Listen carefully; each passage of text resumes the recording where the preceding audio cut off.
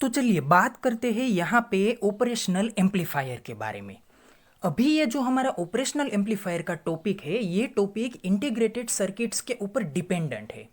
मेरा कहने का मतलब ये है कि हमें ऑपरेशनल एम्पलीफायर को एज अ इंटीग्रेटेड सर्किट के फॉर्म में क्या करना है, यहाँ पे एनालिसिस करना है। तो ये जो ऑपरेशनल एम्पलीफायर है, ये असल में है क्या, मतलब कि क्या ये सर्किट है, एक कंपोनेंट है, एक डिवाइस है, ये है क्या। असल में ऑपरेशनल एम्पलीफायर अलग अलग दो ट्रांजिस्टर्स और कुछ अलग अलग रजिस्टर्स को हेल्प लेकर हमने इसे एक इम्पोर्टेंट केस में क्या किया है, डिज़ाइन किया है। तो इसका जाहिर सा मतलब ये है कि ऑपरेशनल एम्पलीफायर असल में एक सर्किट है, ना ही ये कंपोनेंट है और ना ही ये कोई डिवाइस है। तो ये जो आपका ऑपरेशनल एम्पलीफायर है, जो कि एक टाइप की सर्किट है, जो कि कई सारे केसेस में इस्तेमाल होती है, क्योंकि हम जानते हैं कि ऑपरेशनल एम्पलीफायर का ये जो डेफिनेशन का मीनिंग है, वो मीनिंग क्या है कि ऑपरेशनल एम्पलीफायर कुछ मैथमेटिकल ऑपरेशंस को कंप्लीट करने के लिए हमने यहाँ पे इसे क्या किया था, डिज़ाइन किया था। तो ऑपरेशनल एम्पलीफायर हमारे लिए ऐसी एक सर्किट है जो कि किसी भी सिचुएशन में हम यहाँ पे एक्सटर्नल हेल्पिंग कंपोनेंट्स का इस्तेमाल करके इसे कोई भी सिचुएशन में यूज कर सकते हैं।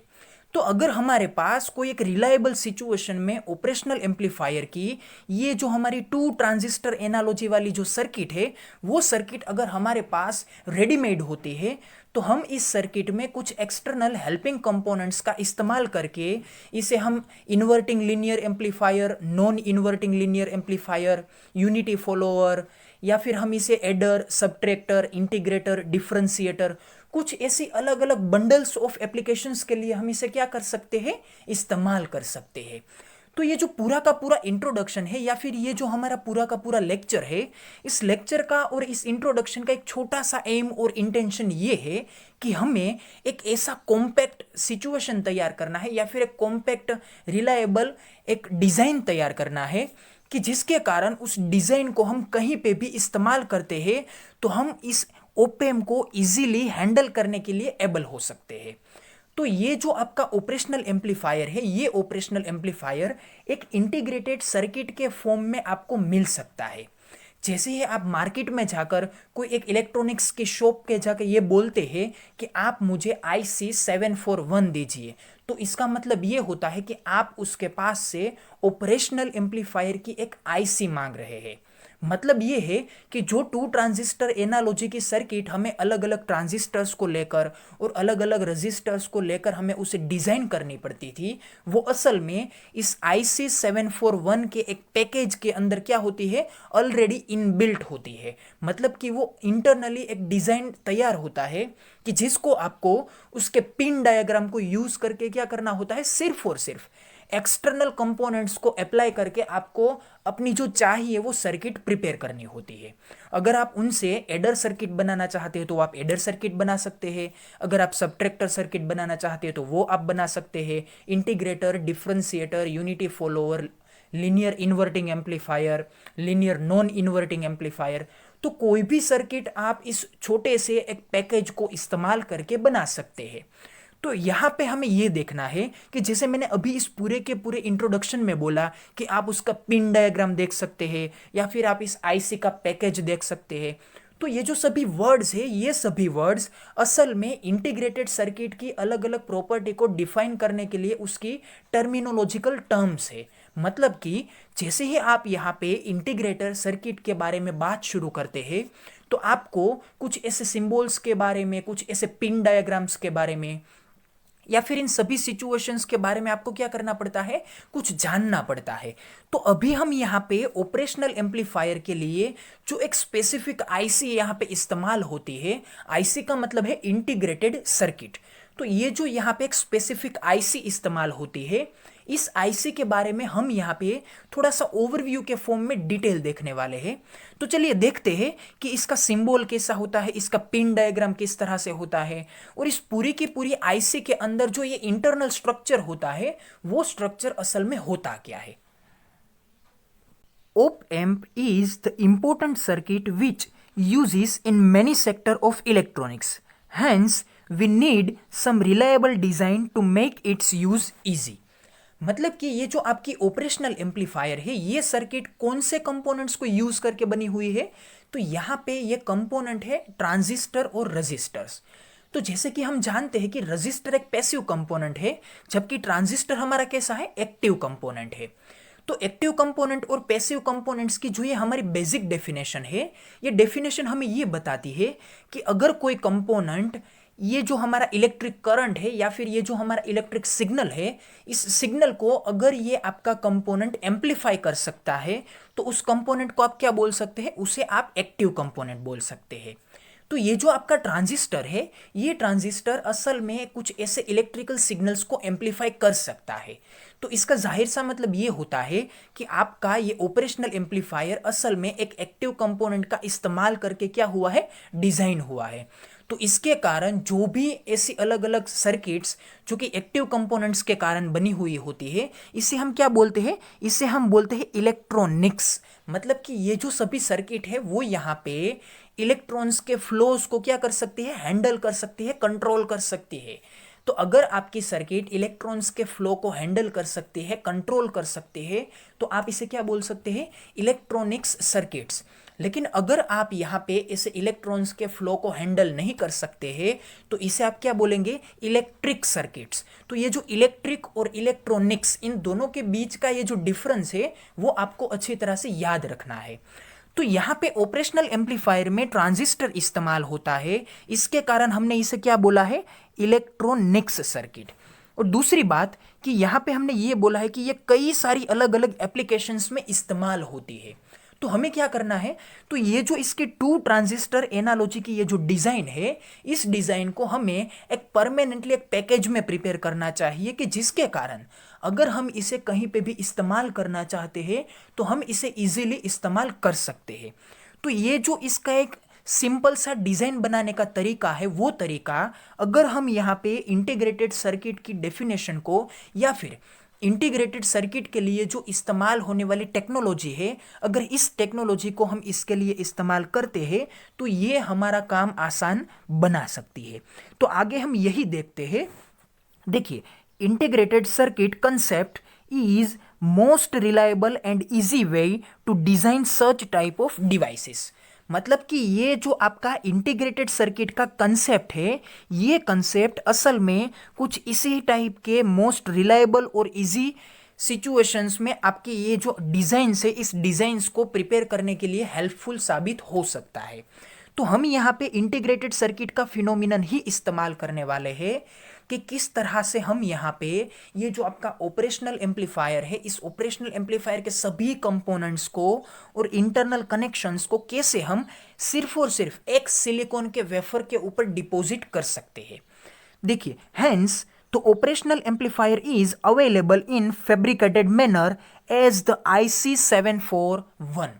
तो ये जो आपका ऑपरेशनल एम्पलीफायर है जो कि टू ट्रांजिस्टर एनालॉजी में होता है, जहां पे हम दो अलग अलग रजिस्टर्स का इस्तेमाल कलेक्टर्स के साथ करते हैं, एक कॉमन रजिस्टर का इस्तेमाल हम यहाँ पे एमिटर के साथ करते हैं, दो इनपुट टर्मिनल्स प्रोवाइड करते हैं, दो ट्रांजिस्टर्स हम यहाँ पे कनेक्ट करते हैं और यहाँ पे दो आउटपुट्स का इस्तेमाल करते हैं।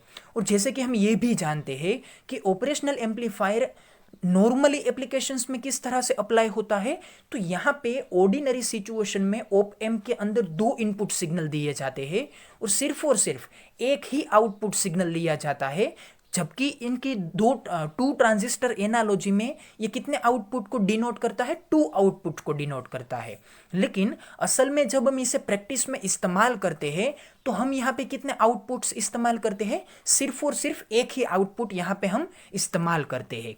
तो हमें यहाँ पे जो एनालॉजी देखनी है, जो पिन डायग्राम देखना है, इस पिन डायग्राम में हमें सिर्फ और सिर्फ एक आउटपुट को ही यहाँ पे क्या करना है, मेंशन करना है। तो आपको ये बात अच्छी तरह से याद रखनी चाहिए। तो ये जो पूरी की पूरी डिस्क्रिप्शन है या फिर ये पूरा का पूरा ये जो डिटेल का कंसेप्ट है, इस कंसेप्ट में आपको इस वर्ड को अच्छी तरह से माइंड करना है कि अगर आपको ये बोला जाता है कि ऑपरेशनल एम्पलीफायर के लिए जो अवेलेबल आईसी है मार्केट में वो कौन सी है, तो आपको याद रखना है IC741। ये इसका एक कोड वर्ड या फिर लेबलिंग किया हुआ एक नेम है जो कि सभी अलग अलग आईसीज को डिफाइन करने के लिए दिया जाता है। तो कुछ इसी मैनर के ऊपर ऑपरेशनल एम्पलीफायर को डिफाइन करने के लिए जो लेबलिंग दिया गया है वो लेबलिंग क्या है, IC741। फिर आगे देखिए, the internal structure of IC741 is given as following. तो हम आगे की स्लाइड में ये देखेंगे कि ये जो आपका IC741 का इंटरनल स्ट्रक्चर है वो किस टाइप का होता है। तो ये इंटरनल स्ट्रक्चर से मेरा कहने का मतलब ये है कि जिस तरह से हम यहाँ पे ऑपरेशनल एम्पलीफायर को कंस्ट्रक्ट करने के लिए दो अलग अलग ट्रांजिस्टर, अलग अलग 3 रजिस्टर्स का इस्तेमाल करते हैं और इसे कनेक्ट करते हैं, तो यही मैनर यहाँ पे पूरी की पूरी IC741 को डिजाइन करने के लिए एक ही सिलिकॉन के वेफर के ऊपर वही एनालॉजी क्या होती है, इस्तेमाल होती है। तो ये बात को हम क्या बोल सकते हैं, इसे हम बोलते हैं इंटरनल स्ट्रक्चर। तो इसे हम देखेंगे आगे की स्लाइड में। फिर आगे क्या है देखिए, the symbolic structure of op amp is given below. मतलब कि ये जो आपका IC741 है या फिर ये जो आपका ऑपरेशनल एम्पलीफायर है, इसका सिंबल किस तरह से होता है। मतलब कि पहले हमने क्या बोला, पहले हमने बोला कि इसका इंटरनल स्ट्रक्चर, फिर हमने ये बोला कि इसका सिंबॉलिक स्ट्रक्चर। तो ये जो दोनों बातें हैं वो किस तरह से अलग होती है ये भी हम आगे देखेंगे। फिर क्या देखना है, pin diagram is also given as following. मतलब कि ये तीसरी एक टर्म आती है पिन डायग्राम। तो ये जो तीनों अलग अलग टर्म है, इंटरनल स्ट्रक्चर, सिंबॉलिक स्ट्रक्चर और ये आपका पिन डायग्राम, इन तीनों टर्म्स को हमें आगे देखना है कि ये किस तरह से ड्रॉ हो सकती है। फिर आगे देखिए, op amp have 2 output but in practice we use only 1 output terminal. तो जैसे कि मैंने अभी आपको बताया था कि ऑर्डिनरी सिचुएशन में और ऑर्डिनरी सर्किट में हम ऑपरेशनल एम्पलीफायर में से 2 आउटपुट टर्मिनल्स को लेते हैं, लेकिन असल में हमारे लिए जो रिक्वायर्ड टर्मिनल्स होते हैं वो कितना होता है, वो सिर्फ और सिर्फ एक ही टर्मिनल होता है। तो जाहिर सा मतलब ये है कि अभी हमें यहाँ पे कितने टर्मिनल्स को यूज करना है, इसके सिंबॉलिक स्ट्रक्चर में या फिर इसके इंटरनल स्ट्रक्चर में, तो हमें यहाँ पे सिर्फ और सिर्फ एक ही आउटपुट टर्मिनल को यहाँ पे इस्तेमाल करना है, जो कि मैं आगे आपको बताऊंगा। Here, the ground terminal is also taken as the negative VCC supply that can be done by using negative regulated power supply. तो यहाँ पे हम ये भी जानते हैं कि ऑपरेशनल एम्पलीफायर असल में नेगेटिव साइकिल और पॉजिटिव साइकिल दोनों साइकिल्स को आउटपुट में हमें देता है। तो इसके कारण हमें क्या करना पड़ता है कि ऑपरेशनल एम्पलीफायर की ये जो पूरी की पूरी सर्किट है, इस सर्किट में हमें ऊपर कलेक्टर टर्मिनल के साथ प्लस VCC पावर सप्लाई को यूज करना पड़ता है और नीचे ये जो आपका एमीटर का टर्मिनल है इसके साथ हमें नेगेटिव पावर सप्लाई को इस्तेमाल करना पड़ता है, ताकि ये नेगेटिव और पॉजिटिव दोनों साइकिल्स को ये क्या कर सकता है, एम्पलीफाई कर सकता है। तो इसके कारण हमारे पास यहाँ पे ये जो आपका ग्राउंडेड टर्मिनल है वो असल में एक नेगेटिव पावर सप्लाई के साथ इस्तेमाल होता है। मतलब कि आपको यहाँ पे 15 प्लस 15 वोल्ट और नेगेटिव 15 वोल्ट दोनों वोल्ट्स की रेंज को यहाँ पे अलग अलग टर्मिनल्स में क्या करना पड़ता है, प्रोवाइड करना पड़ता है। तो पॉजिटिव सप्लाई तो नॉर्मली सिचुएशंस में हम DC पावर के फॉर्मेट में इस्तेमाल करते ही है, लेकिन अगर हमें नेगेटिव साइड में कोई DC पावर सप्लाई जनरेट करना हो तो हमें क्या करना चाहिए, एक नेगेटिव रेगुलेटेड पावर सप्लाई का इस्तेमाल करना पड़ता है। तो ये जो आपका नेगेटिव रेगुलेटेड पावर सप्लाई है, इसे आप जनरेट करने के लिए भी मार्केट में अवेलेबल एक नेगेटिव रेगुलेटेड पावर सप्लाई की IC का इस्तेमाल कर सकते हैं। तो ये भी आपकी एक अलग से IC ही बनती है जो कि आपको नेगेटिव वैल्यूज के साथ या फिर नेगेटिव एम्पलीट्यूड के साथ आपको एक DC पावर सप्लाई बनाकर दे सकती है। तो ये सभी अलग अलग बातें हैं जो कि आपको IC के बारे में याद रखनी चाहिए। और ये कौन सी IC है, ये स्पेसिफिकली ऑपरेशनल एम्पलीफायर की IC741 है। अब हम आगे देखते हैं कि ये जो हमारा इंटरनल स्ट्रक्चर है, सिंबॉलिक स्ट्रक्चर है और ये जो आपका पिन डायग्राम है वो असल में ऑपरेशनल एम्पलीफायर के लिए किस तरह से ड्रॉ किए जा सकते हैं। तो देखिए, जैसे कि मैंने आगे बताया था कि इंटरनल स्ट्रक्चर, पिन डायग्राम और ये सिंबल, ये 3 बातें जो कि मैंने आपको यहाँ पे दे रखी है। अब पहले हम स्टार्टिंग करते हैं इंटरनल स्ट्रक्चर से। तो ये इंटरनल स्ट्रक्चर का मीनिंग क्या होता है, अब देखिए, जैसे कि ये हमारा ऑपरेशनल एम्पलीफायर है, मतलब कि अगर हम यहाँ पे अलग अलग डिस्क्रीट कंपोनेंट्स का इस्तेमाल करते हैं तो ये डिस्क्रीट कंपोनेंट का मतलब क्या होता है, जैसे हम अलग अलग ट्रांजिस्टर, अलग अलग रजिस्टर या फिर अलग अलग कैपेसिटर, तो ये जो आपके अलग अलग सभी कंपोनेंट्स होते हैं, इन सभी कंपोनेंट्स को हम यहाँ पे एक पीसीबी के ऊपर डिपॉजिट करते हैं और अलग अलग वायर्स के कनेक्शंस अप्लाई करते हैं, और इसके कारण हमारे पास एक सुइटेबल मैनर में एक सर्किट प्रिपेयर हो जाती है।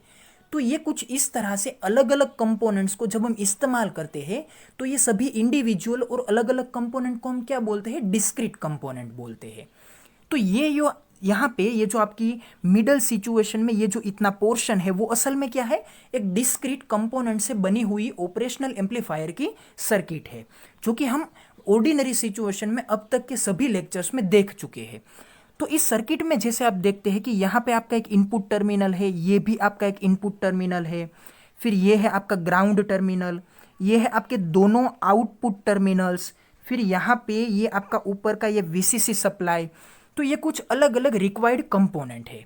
तो हमने इसे क्या किया, ये यहाँ पे एक सिलिकॉन का वेफर लिया है।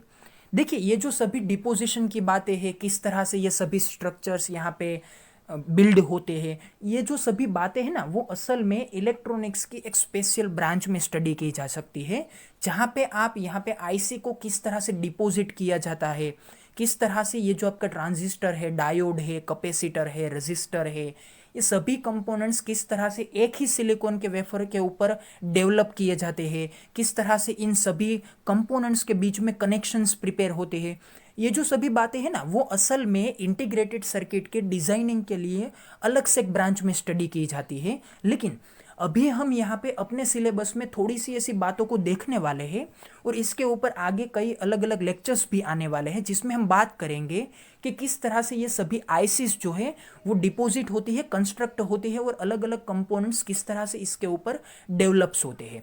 लेकिन अभी आपको यहाँ पे ये मान के चलना है कि हमने यहाँ पे एक सिलिकॉन के वेफर के ऊपर जो हमारे लिए नीडेड सभी कंपोनेंट्स है, जैसे कि ये दोनों ट्रांजिस्टर, ये तीनों रजिस्टर है, वो यहाँ पे हमने इसके ऊपर डेवलप कर लिए हैं। और ये जो इन सभी के बीच में कनेक्शंस है, वो कनेक्शंस भी हमने यहाँ पे रिक्वायर्ड सभी सिचुएशंस को इस्तेमाल करके यहाँ पे हमने ज्वाइंट कर लिए हैं। तो इसके लिए हमारे पास ये जो आपका पूरा का पूरा फैब्रिकेटेड मैनर है, इस मैनर के साथ हमने क्या किया है, हमने इंटरनल सभी कनेक्शंस तो यहाँ पे कंप्लीट कर लिए हैं, लेकिन हमें यहाँ पे कुछ अलग अलग एडजस्टमेंट को पिंस के फॉर्मेट में यहाँ पे टर्मिनल्स बनाने पड़ते हैं। क्यों? क्योंकि जो इनपुट सिग्नल देना होता है इन दोनों टर्मिनल्स में, जो आउटपुट लेना है, जो हमें यहाँ पे पावर सप्लाई प्रोवाइड करना है, पॉजिटिव और नेगेटिव, तो ये जो सभी कनेक्शन है, वो कनेक्शन हम यहाँ पे हमारे रिक्वायरमेंट के मुताबिक क्या करते हैं, एक्सटर्नली कनेक्ट करते हैं।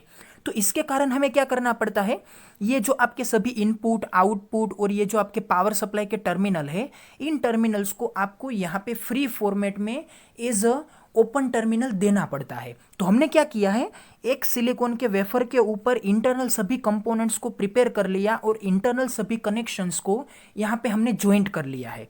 लेकिन हमारे ये जो दोनों इनपुट टर्मिनल है, मतलब कि ये आपका इनपुट टर्मिनल और ये आपका इनपुट टर्मिनल, देखिए इन दोनों को मैंने यहाँ पे आपके इस इनपुट टर्मिनल को इस पिन डायग्राम के ऊपर यहाँ पे मैंने कनेक्ट किया है। मतलब कि जैसे ही आप यहाँ पे इस टर्मिनल के साथ अपना इनपुट देते हैं, तो वो अपने ही आप यहाँ पे इस इनपुट टर्मिनल में चला जाएगा। तो हमें क्या करना है, सिर्फ और सिर्फ इस टर्मिनल के साथ हमें हमारे ये जो एक्सटर्नल कनेक्शन है, इस एक्सटर्नल कनेक्शंस को ज्वाइंट करना है।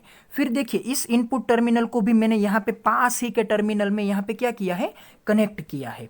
तो ये आपके हो जाते हैं दोनों टर्मिनल क्या, इनपुट 1 और इनपुट 2, ये दोनों आपके लिए क्या है, इनपुट टर्मिनल है। तो ये जो पहला टर्मिनल है वो क्या है, ऑफसेट नल है। मतलब कि हमने इसे, देखिए यहाँ पे इंटरनल कनेक्शन में किसी भी सिचुएशन के साथ या फिर किसी भी टर्मिनल के साथ हमने इस पिन को कहीं पे भी ज्वाइंट नहीं किया है। मतलब कि ये जो आपकी पिन है वो असल में यहाँ पे क्या है, ऑफसेट नल, कहीं पे भी इस्तेमाल नहीं हुई है। कुछ इसी तरह से अलग अलग 3 ऐसी पिन है। देखिए ये आपकी पिन, ये आपकी पिन और ये पिन, ये जो तीनों पिन है ना, ये तीनों पिन्स इंटरनल स्ट्रक्चर में कहीं पे भी कनेक्ट नहीं हुई है। तो मतलब ये है कि या तो आप इसे ऑफसेट नल बोल सकते हैं या फिर इसे आप एनसी मतलब कि नॉट कनेक्टेड बोल सकते हैं, कि ये कहीं पे भी इस्तेमाल नहीं होगी क्योंकि ये सभी पिन इंटरनल डायग्राम में किसी के भी साथ यहाँ पे ज्वाइंट नहीं हुई है। तो अगर आपके दिमाग में ये क्वेश्चन आता है कि अगर हमारे लिए ये 3 पिन्स और ये 2 पिन्स, मतलब कि अगर ये हमारे पास ये 5 पिन ही अगर हमारे लिए इंपॉर्टेंट थी, तो हमने यहाँ पे इन 3 पिन्स को एक्स्ट्रा सिचुएशन में क्यों कनेक्ट की, जबकि ये हमारे लिए कोई भी काम की तो है नहीं। लेकिन आपको ये याद रखना चाहिए, देखिए इस पूरे के पूरे पिन डायग्राम को देखिए, तो कोई भी सिचुएशन में जो भी आईसी डिजाइन होती है ना, वो आईसी लेफ्ट हैंड साइड में जितनी पिन्स के नंबर को कंसिस्ट करती है ना, उतने ही नंबर को ये राइट हैंड साइड में भी कंसिस्ट करती है। तो देखिए अगर मैंने लेफ्ट हैंड साइड में यहाँ पे 4 पिन्स को इस्तेमाल किया है, तो राइट हैंड साइड में भी यहाँ पे 4 पिन्स आनी ही है। देखिए ये जो बात मैं आपको बता रहा हूँ ना कि लेफ्ट हैंड साइड में 4 है तो राइट हैंड साइड में भी 4 होनी चाहिए, ये बातें 99% केसेस में इस्तेमाल होती है। लेकिन कोई अलग अलग ऐसी भी आईसीज होती है एडवांस्ड सिचुएशन में कि वहाँ पे इस पूरे के पूरे स्ट्रक्चर में चारों ओर पिन डायग्राम्स होते हैं, वो यहाँ पे इक्वल होते भी है और इक्वल नहीं भी होते हैं। ये अलग अलग सिचुएशन है जो कि एक स्पेशल पर्पस के बेस में डिपेंडेंट होती है। लेकिन 99% केसेस में जो आईसीज हम यहाँ पे ऑर्डिनरी सिचुएशन में इस्तेमाल करते हैं, वो सभी आईसीज में ये बातें आपको कॉमनली देखने को मिल सकती है। तो ये जो आपकी आईसी है ना, इसे आप क्या बोल सकते हैं, 8 पिन आईसी बोल सकते हैं। 8 पिन से मेरा मतलब क्या है कि यहाँ पे पूरी की पूरी आईसी में आप देखिए यहाँ पे 8 पिन है। यहाँ से आप शुरू करते हैं तो 1 2 3 4 5 6 7 और ये 8, मतलब कि 8 पिन है यहाँ पे, जिसके कारण आप इसे क्या बोल सकते हैं, 8 पिन आईसी बोलते हैं। या फिर इसे आप 4x4 बोल सकते हैं। 4x4 का मतलब क्या है, एक साइड में 4 पिन है, दूसरी साइड में भी क्या है, 4 पिन है, मतलब कि 4x4। तो देखिए यहाँ पे आपको मल्टीप्लीकेशन नहीं करना है, 4x4 मीन्स 16 नहीं, यहाँ पे आपको एक साइड में 4 पिन्स, दूसरी साइड में भी 4 पिन्स, कुछ इस तरह से आपको इसे देखना है। और अगर आपके दिमाग में ये क्वेश्चन है कि हम कहाँ से इसके पिन के नंबर को दे सकते हैं, तो देखिए ये यहाँ पे आपको एक इंडिकेशन मिल रहा है, ये भी यहाँ पे देखिए इंडिकेशन मिल रहा है। जैसे ही आप अपने हाथ में एक आईसी लेते हैं, तो उस आईसी को जब आप देखते हैं तो उसके ऊपर आपको ये कुछ इस तरह से इंडिकेशन मिलता है। तो आपको क्या करना है, उस इंडिकेशन को कुछ इस तरह से ऊपर की ओर रखना है, जैसे कि इन दोनों सिचुएशंस में हमने रखा है। यह है इंटरनल स्ट्रक्चर और यह है आपका पिन डायग्राम। तो मैंने यहाँ पे इस इंडिकेशन को ऊपर की ओर रख दिया है। फिर मैं देखूंगा यहाँ पे इस तरह से मैं अपना एक यू टर्न सर्कल बनाऊंगा, ये कुछ इस तरह से। तो ये क्या होगा, यहाँ से शुरू होगा और यहाँ के वे को ये क्या करेगा, प्रोपेगेट होगा। तो इसके कारण यहाँ पे 1 2 अप टू 1 जाना है, फिर यहाँ से ऊपर जाके यहाँ पे आपको क्या करना है, कंप्लीट करना है। तो देखिए यहाँ पे मैंने आपको जो पिन नंबर्स दिए हैं वो पिन नंबर भी कुछ इसी तरह से है। ये है आपका फर्स्ट पिन नंबर, ये सेकंड पिन नंबर, ये थर्ड पिन नंबर, ये फोर्थ, फिर यहाँ से मैं गया और ये फिफ्थ, ये सिक्स्थ, ये सेवेंथ और ये आपका आखिर का पिन नंबर 8th। तो कुछ इस तरह से मैंने यहाँ पे यू टर्न बनाया है। तो देखिए ये जो आपका इंडिकेटर है, आइडेंटिफिकेशन है, वो भी कुछ इस तरह से यू शेप में ही है। इसी के कारण ये क्या बना है, यू शेप में बना है। सो आई होप कि यहाँ पे आपको ये पिन नंबर किस तरह से डिजाइन होते हैं ये आपको समझ में आ गया होगा। तो इस पूरे के पूरे पिन डायग्राम को अगर आप इस पूरे के पूरे इंटरनल स्ट्रक्चर के साथ कंपेयर करते हैं तो आपको ये देखने को मिलेगा। देखिए ये जो आपका इनपुट टर्मिनल है वो यहाँ पे कनेक्टेड है, तो यहाँ पे भी देखिए मैंने यही बोला है V2, मतलब कि एक आपका इनपुट टर्मिनल, तो ये भी आपका इनपुट टर्मिनल, ये भी आपका एक इनपुट टर्मिनल, तो ये भी आपका इनपुट टर्मिनल। मतलब कि IC741 में ये जो आपका पिन नंबर 2 और पिन नंबर 3 है वो असल में यहाँ पे इनपुट टर्मिनल्स है। ये बात आपको अच्छी तरह से याद रखनी है कि IC741 में पिन नंबर 2 और पिन नंबर 3 आपके लिए क्या है, इनपुट टर्मिनल्स है। और ये जो आपका पिन नंबर 1 है वो यहाँ पे क्या है, ऑफसेट नल, मतलब कि आपको इसे किसी के भी साथ कनेक्ट नहीं करना है। कुछ इसी तरह से ये आपका 5th पिन नंबर, ये भी क्या है, ऑफसेट नल है। और ये आपका आखिर का पिन नंबर, मतलब कि पिन नंबर 8, ये क्या है, नॉट कनेक्टेड। तो यहाँ पे हमने अभी 5 अलग अलग पिन नंबर्स के बारे में बात कर ली है। फिर देखिए, ये जो आपका ग्राउंडेड टर्मिनल है, जिसे कि हमने बोला था कि इसे आपको नेगेटिव पावर सप्लाई प्रोवाइड करना है compared to this upper situation, मतलब कि ये जो आपका ऊपर का टर्मिनल है कि जो वीसीसी पावर सप्लाई के साथ कनेक्ट होता है, इसकी कंपैरिजन में आपको इस ग्राउंडेड टर्मिनल को क्या प्रोवाइड करना है, नेगेटिव पावर सप्लाई। तो ये आपका ग्राउंडेड टर्मिनल है पिन नंबर 4। तो देखिए यहाँ पे पिन नंबर 4 में आपको क्या लिख के दे रखा है, ग्राउंड। तो ये हो जाता है आपका फोर्थ टर्मिनल, जिसे हम क्या बोलेंगे, ग्राउंड। मतलब कि आपको इस पूरी की पूरी आईसी को जब सर्किट में इस्तेमाल करना होता है तो फोर्थ पिन नंबर के साथ आपको क्या कनेक्ट करना है, grounded terminal, negative power supply provide करने वाले पावर सप्लाई के टर्मिनल को आपको पिन नंबर 4 के साथ कनेक्ट करना है। फिर देखिए अभी क्या बचता है, एक बचता है पॉजिटिव सप्लाई और दूसरा है हमारे लिए आउटपुट टर्मिनल।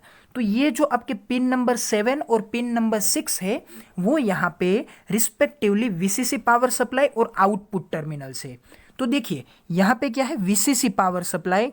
तो यहाँ पे देखिए कि ऊपर का ये जो हमारा टर्मिनल है वो यहाँ पे इस पिन के साथ कनेक्टेड है, मतलब कि 7th पिन से आपको यहाँ पे पॉजिटिव डीसी पावर सप्लाई को प्रोवाइड करना है, जो कि यहाँ पे इस पूरी की पूरी 2 ट्रांजिस्टर एनालॉजी में as a VCC power supply internal structure में क्या हो जाएगा, प्रोवाइड हो जाएगा। फिर देखिए ये जो आपका पिन नंबर 6 है वो यहाँ पे हमारा एक आउटपुट है। जैसे कि मैंने आपको बोला था कि यहाँ पे 2 ट्रांजिस्टर एनालॉजी में 2 इनपुट होते हैं और 2 आउटपुट होते हैं, लेकिन इन प्रैक्टिस मतलब कि जब हम इसे इस्तेमाल करते हैं तो यहाँ पे ये जो आप आउटपुट लेते हैं वो कितने होते हैं, वो सिर्फ और सिर्फ एक ही आउटपुट होता है, जिसके कारण मैंने आपके इस दूसरे आउटपुट को कहीं पे भी किसी भी पिन के साथ कनेक्ट नहीं किया हुआ है। और ये देखिए ये जो पूरा का पूरा स्ट्रक्चर है वो स्ट्रक्चर मेरा अपना डिजाइन किया हुआ नहीं है, ये पूरा का पूरा इंटरनेशनल लेवल में, मतलब कि पूरे के पूरे वर्ल्ड में अगर आप कहीं पे भी जाकर IC 741 की डिमांड करते हैं तो ये डिमांड में आपको यही पिन डायग्राम वाली आईसी मिलेगी और यही इसका इंटरनल स्ट्रक्चर रहेगा। अगर आप यहाँ पे इसे इंडिया से खरीदते हैं या फिर इसे आप यहाँ पे अमेरिका से खरीदते हैं, सभी सिचुएशन में आपको 7th pin number VCC supply का ही मिलेगा और ये 4th पिन नंबर आपको ग्राउंडेड ही मिलेगा। तो ये सभी बातें यूनिफॉर्मल होती है। जैसे कि हम केमिस्ट्री में IUPAC नोमेनक्लेचर्स का इस्तेमाल करते हैं, तो कुछ इसी तरह से इलेक्ट्रॉनिक्स में, फिजिक्स में आप कोई भी आईसी जब आप एक नाम से खरीदते हैं तो उस आईसी का ये पूरा का पूरा पिन डायग्राम कोई भी कंट्री की कंपनी चाहे इसे बनाए, लेकिन इसका ये जो पूरा का पूरा स्ट्रक्चर है और आइडेंटिफिकेशन है ये यही रहेगा। अगर आप किसी भी आईसी का नाम लिखकर गूगल पे सर्च करते हैं, जैसे कि मैंने आपको यहाँ पे बोला है कि IC 741 पिन डायाग्राम, तो अगर आप ये गूगल ऊपर सर्च करते हैं तो आपको यही पिन डायग्राम देखने को मिलेगा। वहाँ पे भी आपको ये फर्स्ट टर्मिनल ऑफसेट नल मिलेगा, 4th टर्मिनल ग्राउंडेड मिलेगा और ये 6th टर्मिनल V आउटपुट ही मिलेगा। तो ये सभी बातें यूनिफॉर्मल है और कहीं पे भी जाइए ये इनवेरिएंट है, कभी भी चेंज नहीं होगी। तो ये जो पूरा का पूरा इंटरनल स्ट्रक्चर है वो यहाँ पे 2 ट्रांजिस्टर एनालॉजी में जो भी रिक्वायर्ड टर्मिनल्स थे उन सभी रिक्वायर्ड टर्मिनल्स को हमने यहाँ पे अलग अलग सुइटेबल पिंस के साथ कनेक्ट किया है और एक कॉम्पैक्ट डिज़ाइन तैयार किया है। देखिए ये आपका कॉम्पैक्ट डिज़ाइन है। जैसे आप आईसी इस्तेमाल करते हैं तो आपको कुछ इस तरह से 8 अलग अलग टर्मिनल्स ही मिलते हैं। इंटरनल स्ट्रक्चर में आप यहाँ पे कोई भी मॉडिफिकेशन नहीं कर सकते हैं, ये इंटरनल स्ट्रक्चर ऐसे ही रहेगा। आपको क्या करना है, इस पिन डायग्राम के फॉर्मेट को फॉलो करते हुए अपनी पूरी की पूरी सर्किट को यहाँ पे एक्सटर्नल कंपोनेंट्स का हेल्प लेकर क्या करना है, डिज़ाइन कर लेना है।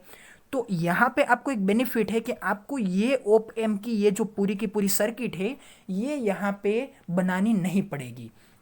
अगर आप इसका इस्तेमाल करके एडर सर्किट बनाना चाहते हैं तो डायरेक्टली आपको इस टर्मिनल के साथ 3 रजिस्टर्स को पैरेलल कनेक्ट करना है, इसे आपको ग्राउंड कर देना है, यहाँ से आपको नेगेटिव पावर सप्लाई प्रोवाइड करना है, यहाँ से आपको पॉजिटिव पावर सप्लाई प्रोवाइड करना है, यहाँ से आपको आउटपुट ले लेना है और इस आउटपुट के साथ आपको जो फीडबैक देना चाहिए वो फीडबैक यहाँ से आपको दे देना है।